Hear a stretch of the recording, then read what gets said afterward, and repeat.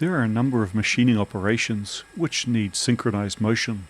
Things like threading, or helical gear cutting, or hobbing, sharpening drill bits, or even the spiral flute grinding for end mills. The mechanical mechanisms necessary to generate accurate, coordinated motion tend to be somewhat complex and also very specialized to the specific machine. Since computers are good at maths, computerizing all of these mechanisms is pretty easy with a modern CNC, but it can be overkill for some specific tasks, and it can also be off-putting for some people. And that's why Stefano's been working on a DRO, which also includes a single axis motor control to solve all of these electronic gearing problems.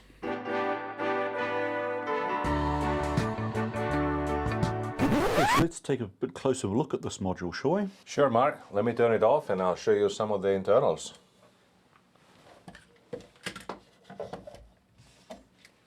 So how is it built up? This is essentially a Raspberry 3 based system, which I put together over the last couple of years. This board that you see here on top is the interface communication card. It has a simple microcontroller which manages the encoder inputs and generates the signals to run the motor. It's kind of a general purpose card because you can talk to it using RS-485, so it doesn't necessarily have to be used in this application. The way this is connected right now is sharing power with the Raspberry Pi, and it uses another interface card, which is a head that I built for the Raspberry Pi, which allows RS-485 communication with it. And what the head does for you is essentially generating clean power supplies for the Raspberry Pi, and it also provides a protected communication channel for RS-485. You just plug this on top of the Raspberry Pi, you don't have to worry about power supply anymore. You can feed in AC or DC, whatever you have between 7 and 40 volts pretty much. And how does this connect back to this main interface board? Oh, you got these two signal wires here. It's simple RS-485, which is a serial communication protocol. I'm sure a lot of people are familiar with it. So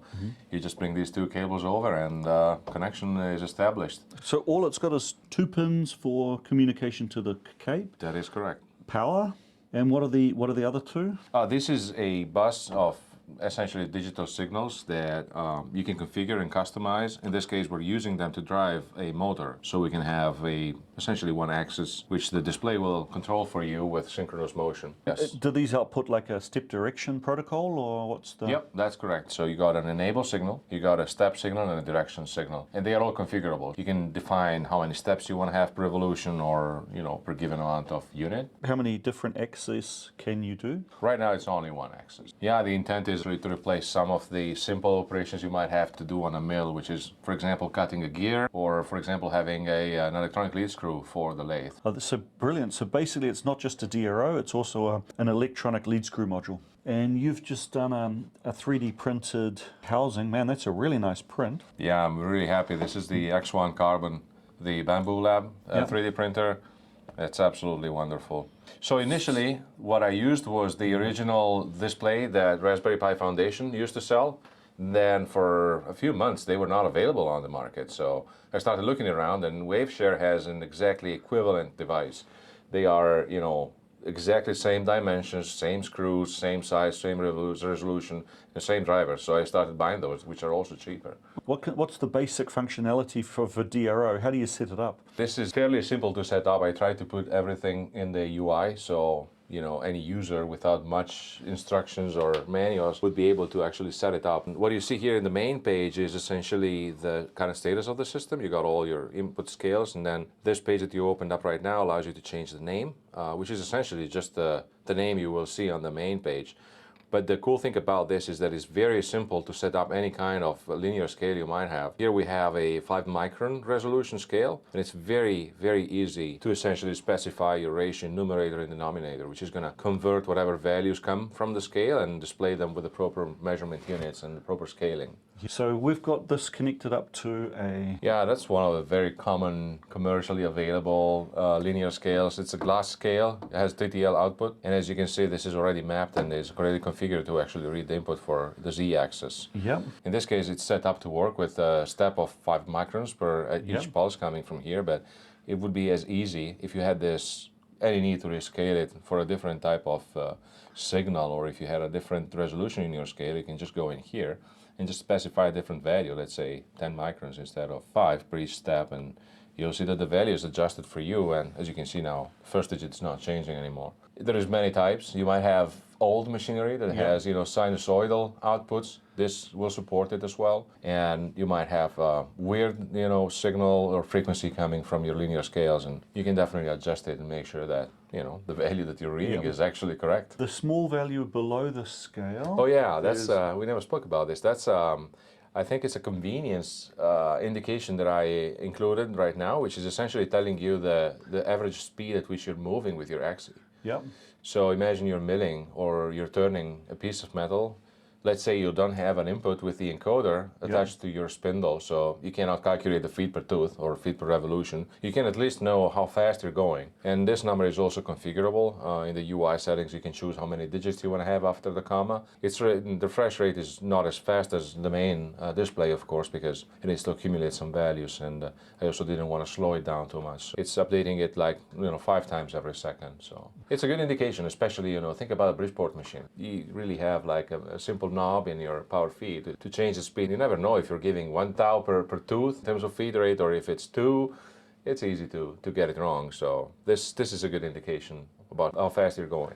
Now we've got the numerator, denominator. This is just your ratio. This is like a test setup, because you don't really need that information. Once you've got it configured and in use, you wouldn't really want to see those, or you intend to keep them? Well, these are for a different purpose. These two values are actually used to control your motor output. So you got numerator and denominator, which define the conversion factor for the measurement units you have in the display. And that's fixed, you never change that. But let's say you want to cut a helical gear. You need to set a ratio between the rotation of your rotary table, for example, and the position of your table. So that ratio is what you define with these two numbers. And they only come into play when the synchronous motion is enabled, which is kind of the cool feature we're trying to put with this DRO on the market. Okay, can you demonstrate the interaction between an encoder input and motor output? For sure. So let me turn on the power supply for this, because it's using an off-the-shelf stepper motor controller, but right now it's powered off. We'll turn it on. We'll set a 0 reference for the Z-axis, so this is not going to try to go somewhere. So we're going to press the 0. That's just, referencing your axis. What you see here, besides the 4 axes that the display can actually manage for you, you have this 5th line here, which is your output or controlled axis. Right now it's labeled as R. And as you can see, there is a current position, a desired position, which is where the display wants to run this axis. And then we got some other input values like, number of divisions that you want to have in the control of your motor. You got an offset in degrees that you can specify, and then there is a current index. Imagine direct indexing when you're cutting a gear, or let's say when you're grinding an end mill. We're gonna tell the display that we want the motion of this to be synchronized with this. What we're telling with these two parameters, I want you to run my motor for 72 degrees for every 100 millimeters of travel on my scale. You will see that as I move this with a control loop, which is about 100,000 times per second, we will update the position of the motor to actually follow precisely the position of the scale. You will see that the motor will follow your movements, and it's instantaneous. All the values can be changed on the fly. You don't have to reset your system, you don't have to change anything. If you want to try different values, if you're experimenting, or if you're trying to see if everything works, you can just go in here, say I want to do 360 degrees for every 100 millimeters of travel. And sure enough, the values are instantaneously applied. And another cool thing is, as you're doing synchronous motion, imagine that you're actually grinding a spiral for a fluted end mill, for example. You will have to do indexing, and you will also have to follow your axis to do the spiral grinding. So you can go in here and say, well, I want to do a 4-flute end mill. I'm doing flute number 0 right now. I finish my operation, I do my grinding, right? Go back and forth, finish my grinding. I can go to the next index. The motor will follow right away, and I'll continue doing my grinding without ever losing my reference. And then let's say I finish to do my grinding, I also want to do the relief. So maybe I need a couple degrees of offset from the current position.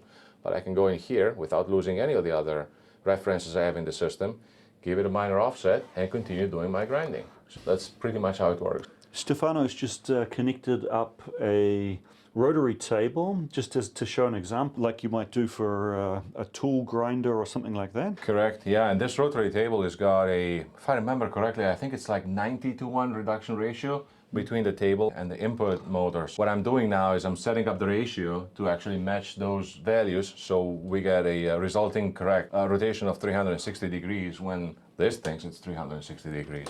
And let's see how many steps we have set for this guy now. I believe it's set for 200 steps per revolution. It's pretty low resolution, but plenty good with a 90-to-1 reduction. So that would result in 200 times 90. That would be 18,000, I believe. We're going to say that for 360 degrees, our motor needs to perform 18,000 steps, and that's the number I'm going to set in here. So what I'm going to say is, knowing this motor, I know it's not going to go any faster than probably 1,200 steps. That's my maximum speed. And then for the acceleration, we can probably use a similar value. This is really defined by the control board that you have, how powerful the motor is. So with this reduction, with this motor, and with this controller, we can get a maximum speed of 24 degrees per second. That's how fast we can go. So that kind of limits the capabilities and performance of your system.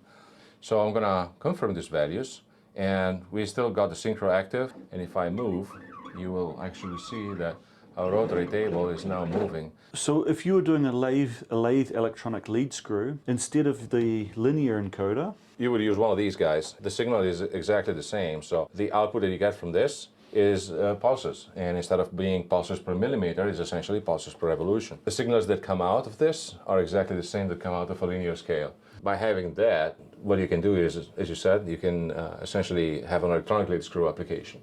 Or you could use it in a mill if you wanted to see what's the actual speed and position of your spindle. You could do hobbing of gears, and you could do hobbing of helical gears too, because you could follow multiple axes, and you could follow also the spindle of your mill. So in the case of a lathe, you wouldn't need to have 4 axes monitored in the way that you see in this current display. So what I was thinking to do was essentially to have the z-axis and then your x-axis. So you got your normal coordinates like in any DRO. And then on your third line, we could put the RPM, so you know how fast your spindle is going. And then instead of these engineering style numbers, numerator, denominator, I think a more conversational dialogue window that you could choose, whether it's per inch or the pitch, how many millimeters per revolution, or have a series of tables that propose to you the most common threads. So you just click on the button, select the value you want, and Bob's your uncle. So you've now reset and slowed down the acceleration and the max speed so the motor doesn't stall? Yeah, that's correct. Unfortunately, I have a very small motor right now, so with the current settings, we finally can get the rotary table to not stall on us. And if you go too fast, what happens is that the table will not be able to follow you point by point in your motion, but it will eventually chase you up, and it will still give you the right position. So if we go too fast, as you can see, you stop moving before the table actually finishes the motion, but it will always go to the right place. So you've now reset and slowed down the acceleration and the max speed so the motor doesn't stall? Yeah, that's correct. Unfortunately, I have a very small motor. Now, at this point, you're kind of looking for some beta testers, right? Oh yeah, that would be lovely, Mark. So yeah, everything you see here is all open source, and it's available on GitHub. So anybody can go in and you can order your PCB boards, you can assemble your PCB boards if you want, get them, with JLC PCB or PCB way. There's multiple ways to get them. And then you need a Raspberry Pi. Pi 3 is what we're using here, so nothing fancy is necessary. Probably a Pi 0 would work as well. There's not really any specific capabilities required, and it's not critical for the control, because the control is done with a microcontroller on the board. I don't know if we're gonna ever try to sell this as a, assembled and tested and programmed unit, but if you want to try this, just contact us and we'll figure out a way to get you a unit, so you can give us some feedback and drive us crazy. So there you go, guys. Anybody who's interested. Okay, so we'll just reset everything to 0. We're gonna go forward to the next index. It should be 90 degrees. Boy, that's looking pretty nice, huh? It's 270, so we're with the direction inverted, but it's still going to the right place. Yep. There you go. So it's 180, and and then you got 90. The guy who actually engraved it made a mistake, I can tell you that much. Oh, really? Yeah, which wasn't me, but So that must have driven you crazy in testing, only to find out that the problem's in the actual scale. I had to put an encoder in there to actually verify my readings. Really? Oh, man. Yeah, and you will realize how much inaccuracy there is in the manufacturing of these cheap rotary tables. I wouldn't use this to cut gears, to be honest with you. No way, no. As a general application, let's see, like 12 divisions. You go 30, and then you go to 60. I mean, think how much time you save just by positioning your rotary table. Oh, yeah, right? yeah. So, again, I see what you mean. That scale is horrible. it's all over the place. Yeah. And I can tell you, I mean, that's... I know for a fact that the stepper motor is doing the right amount of travel, but yeah, it's a little bit how you're doing. So I guess the best reference is when you go to 0, you actually see that is 0. Yeah. We can try, the indirect offset as well, if you want to give, for example, 53 degrees. We probably should go minus 53, so we can go the right direction. So 53 minus. There you go. Awesome. Precise and fast and very satisfactory. I could play with this all day. Yeah. That really is an impressive piece of kit, Oh, thank you, Mark. Yes. Yep. We were talking about the software and where you can find the source code for our display. The project is divided essentially in 3 repositories. There is one repository where you can find all the wiring diagrams and the schematics, and that would be in the rotary controller PCB. If you go in here, there is a source that you can actually open up, which is essentially all the drawings and all the information about how I actually created the project. It's based on Proteus, but then you have the PDF. So if you don't have the software, which I guess most people don't, you can actually take a look and see. It's very simple. There is nothing special about it. There's a little bit of signal conditioning, a little bit of filtering, a little bit of cleanup and power supply, power regulation.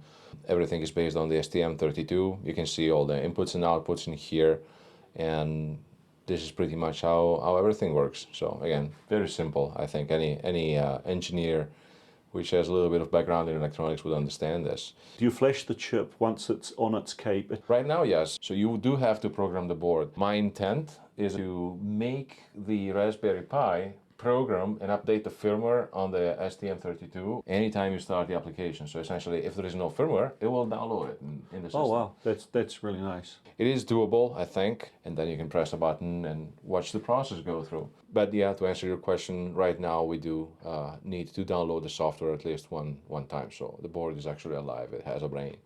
Then the second repository, which is relevant, is the one that contains the C code, which runs in the STM32, and that's in the Rotary Controller F4 repository. And all the program files are essentially in a couple of folders. You'll find it here in the source code. Then most of the code, which actually runs the motor control, is in the ramps, which is my library. And then there is a very simple scales.c library, which has some code which initializes the timers and configures the system so it will actually use the hardware to read the position of your encoders. The ramps is kind of cool because it has a little bit of floating point arithmetic, which is actually what generates the acceleration and deceleration ramps and allows you to schedule and set all the ratios with all the interrupts to generate the pulses for the motor. It's nicely done with interrupts, so there is absolutely no delay, and the execution time is shorter than the interrupt interval, which is about 100 kilohertz right now. That's what gives us the speed and allows you to do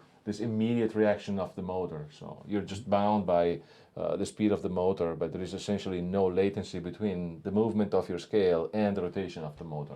And then the last repository, which you will find under my username, is the one that manages the UI, the user interface. And that is all written in Python. It's as simple as you could think about it. So it's based on Kivy, which is a very cool library, I think maintained by a team of engineers in Britain. And one of the cool things that you get out of this library is that with the Raspberry Pi, you don't have to install the entire graphical operating system, which is hundreds of gigabytes. There is a very bare minimum operating system right now that I built, and this application takes over the graphical user interface, the frame buffer, and it renders it. Very low overhead, huh? Absolutely. You will find most of the configuration and logic of the graphical user interface in this main.py file. If you want to modify or change the graphical user interface, because we're using Kivy, Most of the definition is actually done with the Kiwi language, which is extremely easy to understand. We'll open, for example, the file that describes how the coordinates are presented to the user, and that's the definition of it. So you got some labels, you got text sizes and dimensions, you got some buttons, and you got some variables in here, but it's very easy to change, remove, or add any of them. I think it's even for a beginner or somebody who doesn't have much experience with software development, it shouldn't be too scary. Of course, the intent is for this to be just, plug it in and use it. I don't want to hide any of the engineering behind it, so other people, as I did in the beginning, can learn from this. So this one has a bill of materials, so you can identify all the parts. And this is the Gerber files, which can be used to produce the project. So there you have it, guys. It's a very cool project. Whether you'd want to use one just as a DRO or electronic lead screw, or set it up as an indexer, used it for some special purpose like a flute grinder, spiral grinder, gear hob. You can do pretty much anything with this. And if you're interested, go to Stefano's GitHub link below, download the Gerber files, send them off, get some boards made and roll your own. And to discuss improvements, there's a link down below to Stefano's Instagram. Drop him a line. Thanks for watching.